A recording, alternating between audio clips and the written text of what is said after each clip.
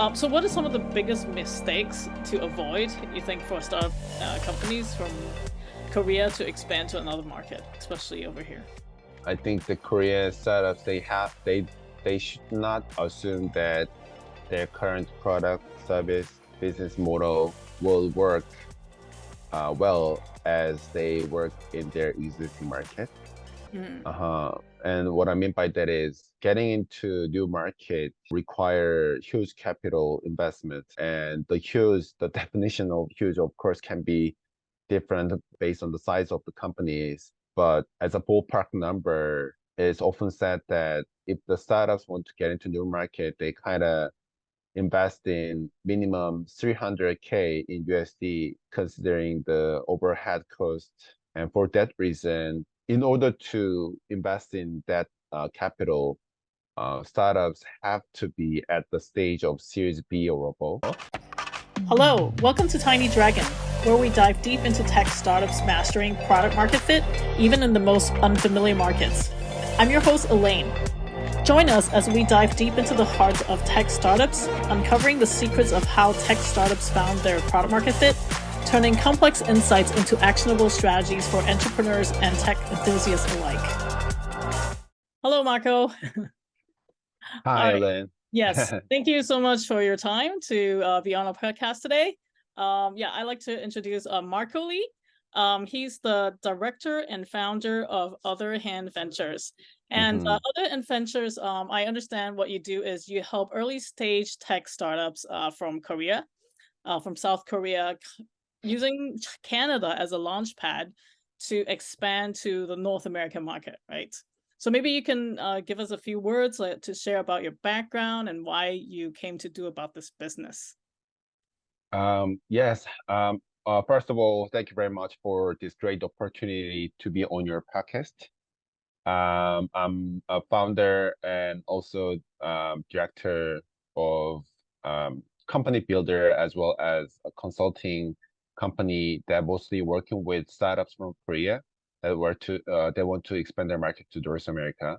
I have a bit of experience in strategy consulting area. Had chance to work in BCG and EY before, and had built my career as a consultant in one of the boutique consulting firms based in Vancouver that mostly work with tech startups, helping them with their go-to-market strategy. I started this company around 4 years ago, and it actually started as a freelancing kind of initiative at the beginning. Since when I was in university, I used to help small business build their business plan to help them get ready for their um, bank loan application. And I just have been doing that for a long time and found my passion in startups and tech spaces. So I kind of pivoted to this area then, and my main job was building a business plan and doing market research back then. But I kind of found some opportunities in um, from the startups who want to expand their market in North America. So I believe Vancouver can be a good place to test the product and service and business model of the foreign startups, and it can be a good place to it could be a good market as a launch pad. So yeah, Mm, that's a bit of my yeah. So I company. understand you have a hybrid background. You grew up in Korea, South Korea, Mm. and then you Yes. studied in Canada, in Vancouver. So west Mm-hmm. coast of Canada, right? So you understand both sides of the world. Mm-hmm. Mm-hmm. Mm, Yeah, so I grew up in Korea, graduated high school over there, and came to Canada and finished my university bachelor's degree here. So kind of, yes, as you mentioned, I have, kind of hybrid background in terms of my education and also the experiences that I have. Yeah. Hmm. So our podcast Tiny Dragon, we love to interview people who have that hybrid background because what's Hmm. most interesting is when tech startups expand to other foreign markets, Hmm. a lot of the cultural differences, business etiquette differences, comes into play, right? So Hmm. um why don't I like I know you just came back from South Korea. Yes. Have you observed any recent market changes after COVID? I mean, is there still a need for a lot of Korean startups to want to come to North America? Yeah, so after COVID-19 happened in 2019 and obviously earlier 2020, it became a thing in North America. Uh, the It was really sad that we had to experience COVID-19, but actually it became an opportunity for me because travel was really restricted back then, but there were still many companies that want to expand their market, and they needed local people who could help them with market research, business development, and meeting stuff. So actually, that back then it was a bit of value proposition that I could Mhm. provide to the startups because they cannot travel. Now, travel restriction is raised and they can travel easily. However, things that I observed is especially due to market condition for last year. Um, the capitals that startups have are squeezed. Those investors tend not to Mhm. invest a lot in high growth startups, especially the early stage, high risk startups. So I kind of observed that many startups having problems getting enough capitals to help them with new business opportunities. Mm. So, and recently, when I was in Korea this time, it could I kind of feel like it could be controversial based on the investors or how we see um the opportunities in the startups. But I kind of felt like investors tend to be more interested in investing in the startups than 1 year ago. So that's a Mhm. thing that I observed when I was in Korea this time. Okay, so less conservative than last year, right? More. So what is the major reason why South Korean textiles want to come to North America? I think that's obviously North America, especially United States, is the main market uh, for the tech companies. Is the one of the is undoubtedly the biggest market. Um, um, yeah, it's one of the biggest. It's the I think biggest it's market, 300 right? million in population, right? Yes.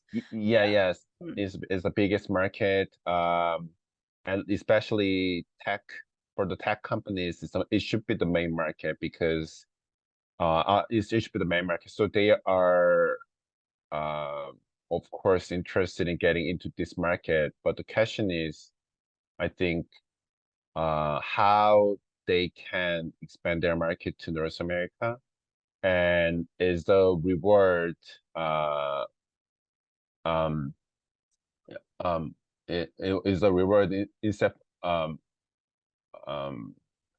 how do I say this reward good enough for them to invest in much of the uh human resources and capital investments upfront for them to tackle this opportunity. But I still see lots of startups interested in getting into this market. Okay. Can you explain a little bit about why you think Canada is a good launch pad? Yes, I think one of the reasons is because Canadian market, I think since the market size is as a ballpark number is 1/10 of the United States market. considering the GDP and also bit of population. So it's smaller market than US market, but for that reason, I kind of see many startups and also companies um, want to get into the United States market first because it's a bigger market, a bigger opportunity, of course. However, it's way more competitive. There are many big players in the market, and also market trends change really fast. So um, it's a bit of really difficult for the new players to get into this market. However, Canadian market also, although it's still there are many challenges that they have to overcome in order to get into the market. I kind of feel like it's less competitive Mm, than US market. However, um, US, United States and Canada, they share uh, many cultural similarities. right. So, of course, there are some differences, but however, since they share the cultural similarities Mm, and also they are adjacent, of course. So, as far as they can, as long as they can get into the Canadian market, I believe as their product service can be validated, they can use Canadian market as a launchpad to expand their market to North America. So for that reason, I believe Canadian market can be a way to mitigate their risk mm. uh in their North American market expansion. Yeah. Plus, there are a lot of Koreans who immigrated here to, especially the West Coast, right? Yes, yes, In especially in Vancouver. West Coast, for Okay, education purpose or I maybe yeah, see. because it's good place to live in. And maybe one of the benefits to come to North America is also to move here, immigrate here as well. Yeah. That's also true. Yeah, and there's the startup visa program by the Canadian government here, right, to Hmm. encourage entrepreneurs who wants to expand abroad to come to Canada, right? Yes, yes. I'm not really knowledge about the startup visa program, but I actually received a lot of inquiries with regards to startup visa program recently, Mm. from startups and also from the the third party companies who's helping startups Ah, uh, that that uh, that wish to utilize or wish to leverage this government policy or government program in their North American market expansion. So yeah, I kind of feel like this is a big thing that coming up. yeah. We actually help a lot of Asian companies, tech startups come Hmm. here through the startup visa program, and Hmm. we help them, yeah, innovate. Because I think Canadian government wants to see tech startups. The solution is innovative. You know, they want Hmm. to bring talent and resources over here. What are the cases? You know, do you find interesting stories between Korean companies coming to North America and they have to adjust the product because of culture or Hmm. yeah, differences here. Yes, I'm always surprised by uh so I'm always surprised by the informations that I get to know by doing the market research and product market fit validation project, because there are always unexpected data and information coming out by doing the project. Mm, So for that reason, I really suggest startups from the foreign companies um, do the market research from the scratch, um, and I always suggest them don't assume their current product, service, and business want to work in the new market. And since there are always things that they don't know, they don't understand yeah. because they didn't have chance to study the new market. Can you For give example, a yes, concrete there are example? many cases that I have because there are always new facts coming out from the project. For example, one of the interesting things that I um, I observed is that's one of the first companies that I work with. It was tech startups from Korea, who's making AI and IoT based solution for people with autism or ADHD or developmental disorders. Back then, the product they want to sell in North America was vest that helping people with autism. And we conducted preliminary research with the product by doing market research, understanding uh, markets, understanding industry structure, industry trends.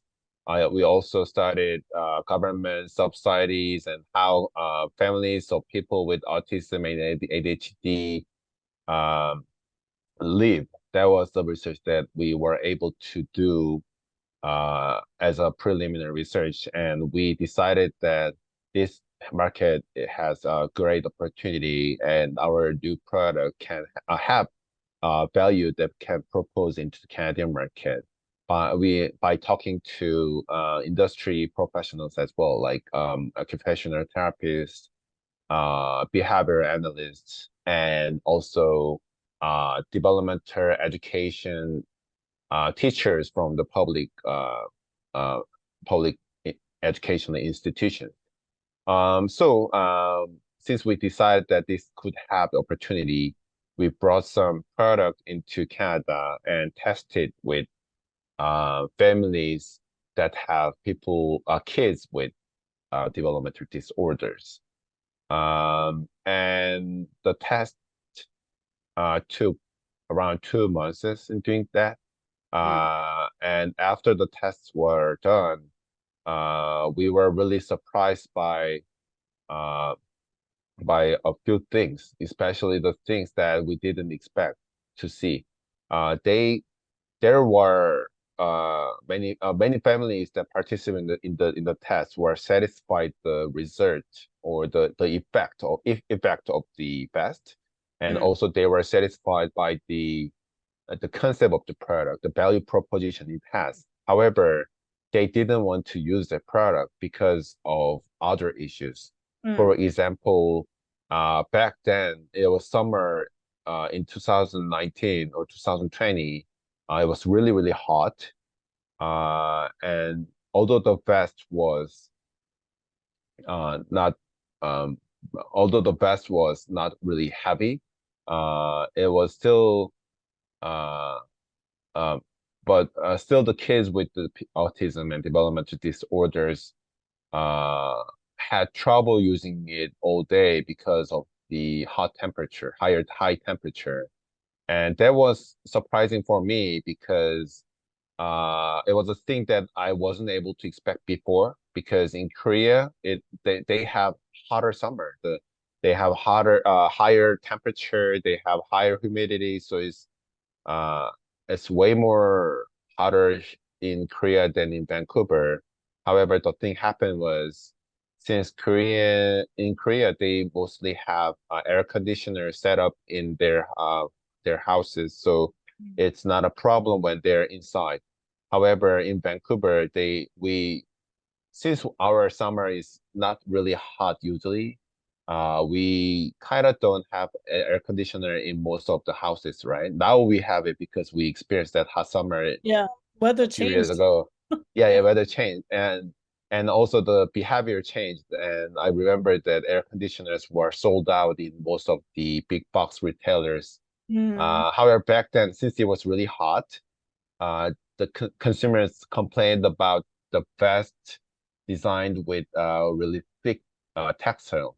And Mm. we designed that with thick textile because people with kids with autism tend to, stretch out the vest and tend to, be more active in their uh, daily educations or when they tend to damage the clothes, the Mm. garments. And however, we realized that that can be a hurdle for consumers to use this product. So uh, and we also got to know many other informations like that by doing the project, and we improved that product and Mm-hmm. brought back to North America. And actually, really, it got a award from CES last year, Nice. and now it's getting ready for market expansion and try to do the market testing again. Right. Yeah, that's just one of the many cases. Whenever we do tests with the product, I tend to I get to know very interesting facts and always surprised by that. Mm-hmm. Yeah, that's bit I of see. story. So yeah, CES is the Computer Electronics Show in Las Vegas, right? Yeah, Annual. Consumer Electronics Show, Yeah, if I yeah. remember right, huh? Okay. So what are some of the biggest mistakes to avoid, you think, for startup companies from Korea to expand to another market, especially over here? I believe that I think the Korean startups they should not assume that their current product, service, business model will work well as they work in their existing market. Mm, Uh-huh. And what I mean by that is since getting into new market require huge capital investment, and the definition of huge, of course, can be different based on the size of the companies. But um, as a ballpark number, um, it's often said that as if the startups want to get into new market, they kind of invest in minimum 300K in USD, considering the overhead cost and also the other costs involved in that activity. And for that reason, I kind of see in order to invest in that capital, startups have to be at the stage of Series B or above in Series B, most cases. Yeah, right. in Okay. most cases, because Fair. at that Great. stage they already validated their value hypothesis and growth hypothesis in Korea or in their existing market. Now they want to grow more, Mm, and they consider market expansion as one of the opportunities. right. But since they already validated their value hypothesis and growth hypothesis in existing market, they tend to assume that they will work in new market. Mm, Um, However, market is different. For that reason, customer behavior, personality, and legal issues, political issues are all different. mm, Competitive landscape is different. So if they assume that their successful model in the existing market work in the new market, I think um, I think it could work well. So for that reason, I think setting that as a initial hypothesis and assuming that their current product and service can work well in new market won't hurt, but I think they always have to keep in mind that their existing product service can always be modified to fit into new market. yeah. So usually how long does it take for you to help them figure this out? If their existing product works for a North American market, let's say. I would say it's divided into multiple phases, Hmm. because we always start by doing the preliminary research on desktop and by interviewing some of the potential customers. That Hmm. doesn't take long. It usually takes 2 or 3 months. Hmm. And in most cases, the the bottleneck or dependence, in most cases, it is dependent on how difficult it is to recruit potential customers. Mm. However, that can be done very easily, but I don't think that can provide enough insights for them to validate if their product and service can work in the new market or not. I usually after that phase, I give them the outcomes from the research, and if it um uh, most of the cases or many cases, they tend to realize that their current business model and product service could not work well in your market. Mm, However, if they still think that their product service could work in the your market, then they we bring their existing product service and existing business model into Vancouver or Canada and validate by testing it with the real customer, real potential customers. That takes longer than the preliminary phase. mm, However, provide better insights because we will actually testing with the real customers. right. So I'll say there are no cookie cutter approach.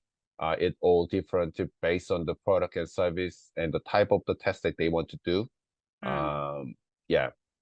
Right. So when we say North America and even Canada, it's very multicultural, right? Uh, Mm-hmm. there are many, many immigrants here. The biggest population is like Indian and then Chinese, Mm-hmm. Philippines. Yeah. So when you help Uh-huh. them test their product over here, Mm-hmm. like do you first start with Koreans in North America, or is it Chinese or what, or white? Like who do you focus on? It is always different based on what kind of target market that product and service have. If that's Korean, uh, I will test and do interview and do market research with the Koreans in North America. Mm, If that's let's say if that's our Gen Z uh with a background in I don't know. If that's I'll say that's all different based on the target market that the product services are defining.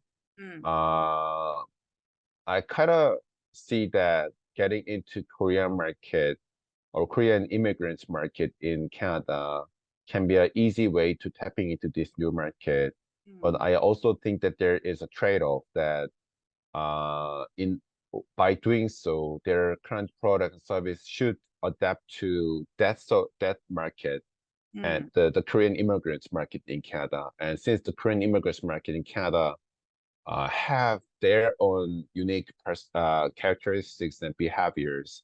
And I kind of believe that if the product and service fit into the market, there will be challenges in expanding into the main market. So okay. I believe that although that's a easier way to get into the market, I always suggest try to challenge themselves by getting into the market that they believe have the most potential in North American Mm, market. mhm. Yeah, because the population in Koreans in Canada is not the majority of people, right?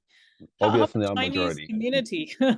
Like, do you think Chinese behavior maybe a little bit more similar to Koreans, and there's a lot of Chinese people here also? Yeah, although I didn't have chance to do project with Chinese community here in Canada, Okay. uh, I'll say Asian immigrants as a whole, if Mm, they can be defined as a one market, and if there are product and services that want to sell to that sort of specific market, I think it's huge enough.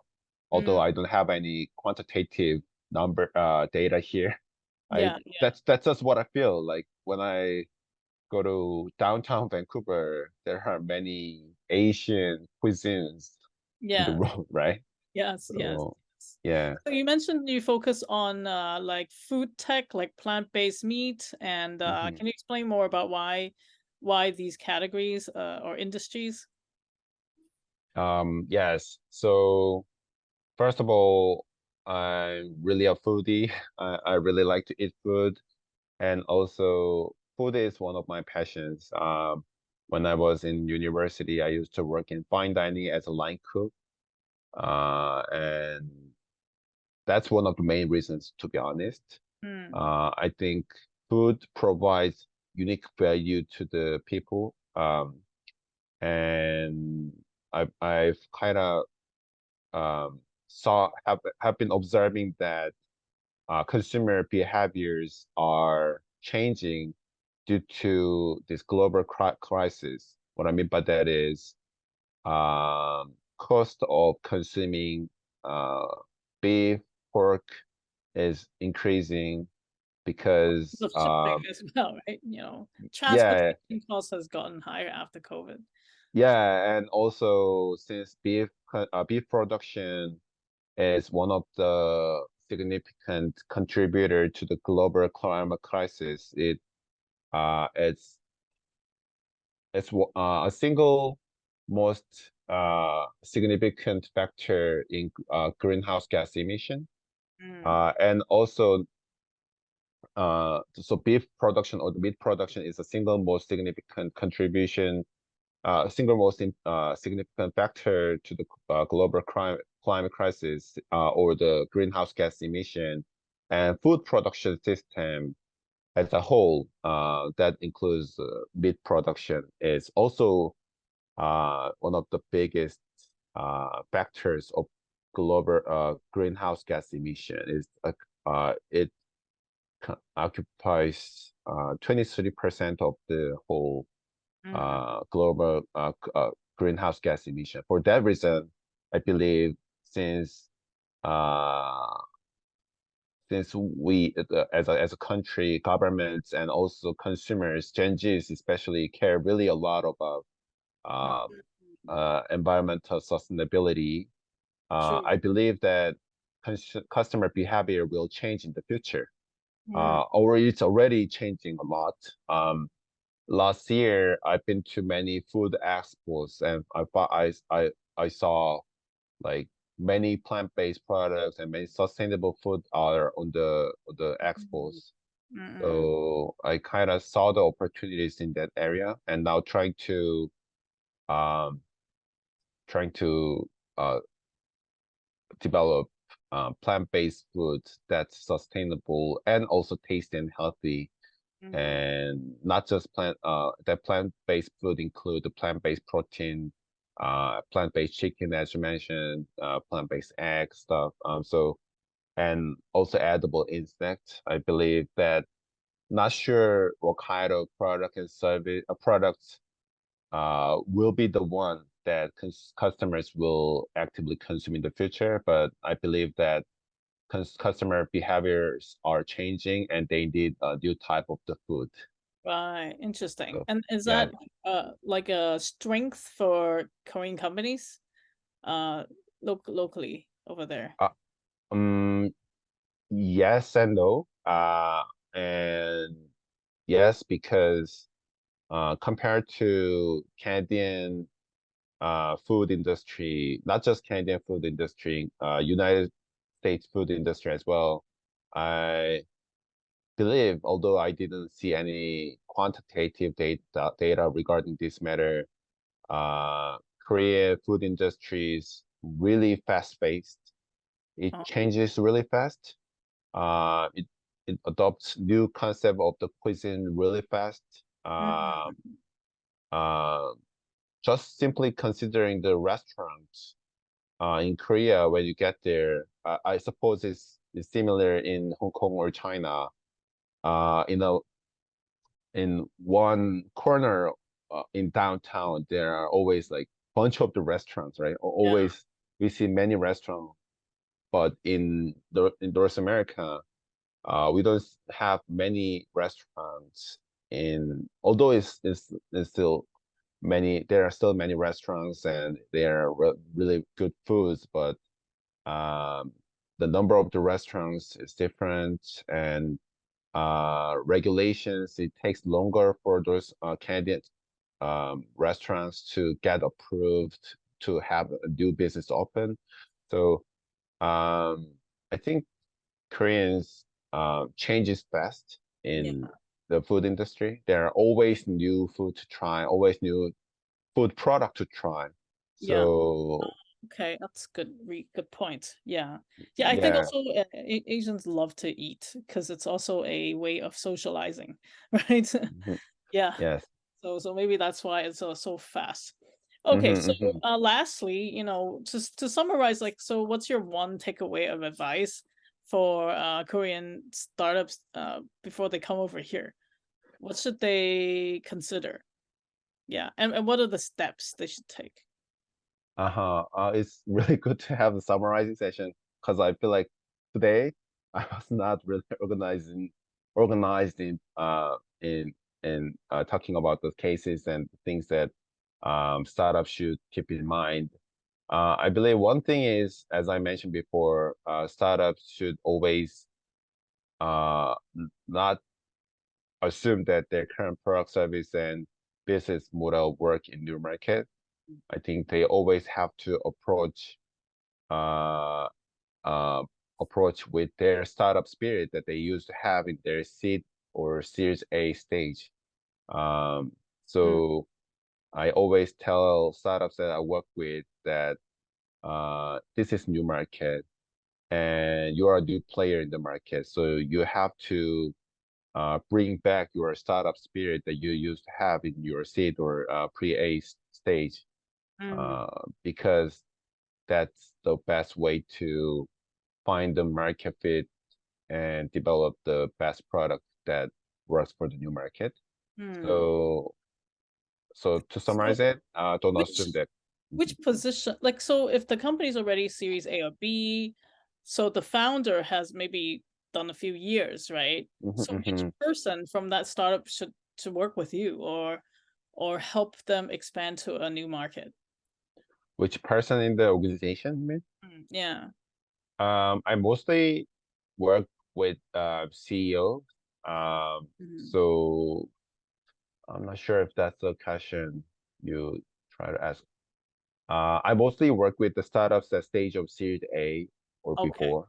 I see. And the reason is because I believe after Series B, actually, although I mentioned that they should not assume that their current product, service, business, whatever will work well in your market, there are some inherent risk challenges that they face because if they have great brands and if they have great product, service, and business model in the existing market, it's really risky for them to modify everything and start from the scratch in new market. Mm, So dilemmas, they're facing dilemma.